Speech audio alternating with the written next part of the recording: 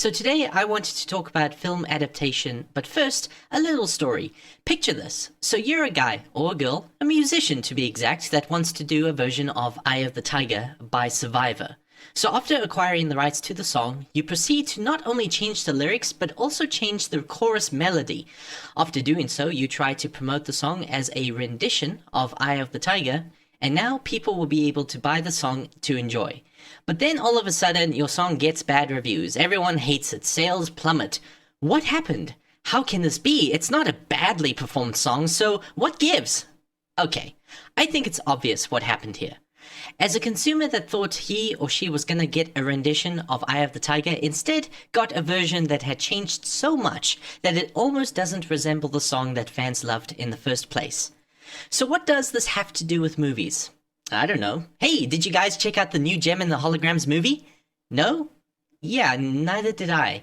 But man, do people that saw this film hate it. Especially those that were fans of the original cartoon that the movie was based on. No, that whole music analogy wasn't for nothing. I was trying to paint a picture here to what exactly is really wrong with film adaptations. And this isn't a recent issue. This problem has been around for a very long time. Remember these abominations? Street Fighter, Mortal Kombat, both of them. Cat in the Hat, Garfield, both of them. The Smurfs, both of them. Green Lantern, Daredevil, and yes, even Man of Steel. But let's be honest here. These movies were generally not well received, mostly because they had bad writing. But I don't want to focus on that, because this isn't something exclusive to adaptations, but to all films in general. There's one problem that adaptations tend to suffer from that are exclusive to adaptations, and that is in the issue of how faithful the adaptation is to the source material. Think back to my music analogy. If you're gonna take something that people love about a song and change so much of it that it barely resembles the original, then why even make it based on the song in the first place? You are literally wasting your time. The same can be applied to movies. If filmmakers are gonna change the elements that drew in fans in the first place, thus robbing them of said elements that they love, what then is even the point? Do filmmakers like this honestly think that just the name is all that is needed to draw in audiences?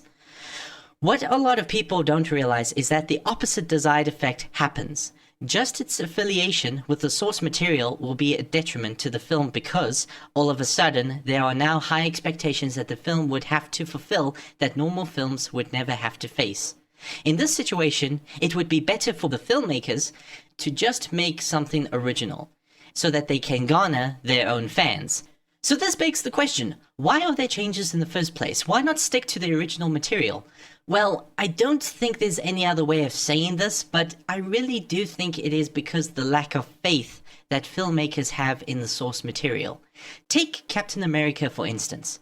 So he wears a rather odd outfit that doesn't seem to serve any practical use. So what's the movie's excuse? Well, surprisingly, there isn't one.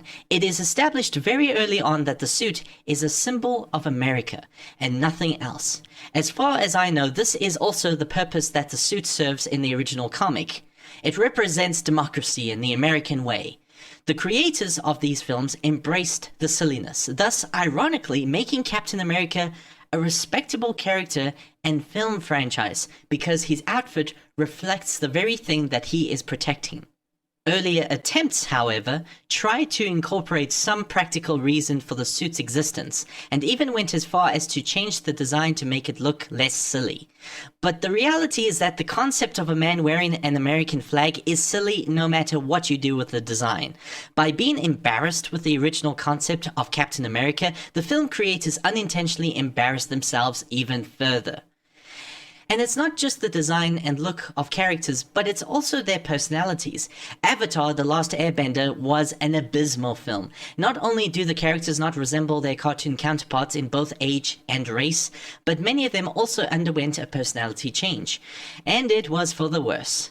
Many of the characters, even comical ones, became bland, brooding, and boring. Yes, even Sokka. And I really don't feel like covering this, but in a nutshell, Dragon Ball Evolution suffers from similar problems, except perhaps even worse. Now, some people might wonder, if these movies are so bad, why do they get sequels? Well, actually, it's mostly adaptations that are marketed towards kids that get sequels. the easiest demographic to sell garbage to. So I think it is without saying. Okay, so we've covered comic books and cartoons. What haven't we so far? Oh yes, the big one. Video games. Seriously. What the heck? Why can't anybody make a decent movie based on a video game? Oh, and that whole thing about how video games will never make good movies because they're an interactive medium and cannot be converted to a storytelling medium? Nonsense. It's due to the incompetence of filmmakers that these do not work. Contrary to popular belief, video games actually would make for amazing films. In fact, probably the best attempt would be Prince of Persia: The Sands of Time, but even that fails in some areas. The game was a fantastic, wondrous and magical game about a prince that possesses a magic dagger that can turn back time. He fights alongside the Princess of India to stop an evil vizier from using the undead to take over the world. In the movie, however, it's all about a conspiracy of who killed the king. Yeah, the Dagger of Time is hardly ever used in the film. I'm sorry, am I watching Prince of Persia or Kingdom of Heaven? Still, not a bad movie, but a pointless adaptation for sure. Unfortunately, that is nothing compared to early attempts like Super Mario Bros. Just take a look at these side-by-side comparisons of the video game and the movie version.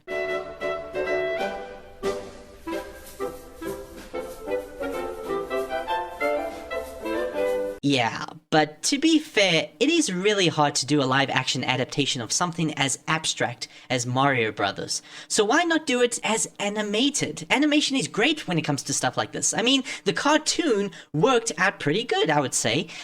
This is something that has bothered me for a very, very long time.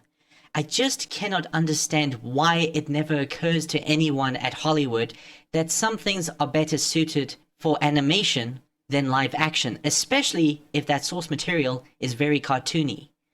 I was so happy to see the teaser trailer for the movie version of Ratchet and Clank. Although, to be honest, I don't know if it will be good, but man, I hope this movie becomes successful regardless.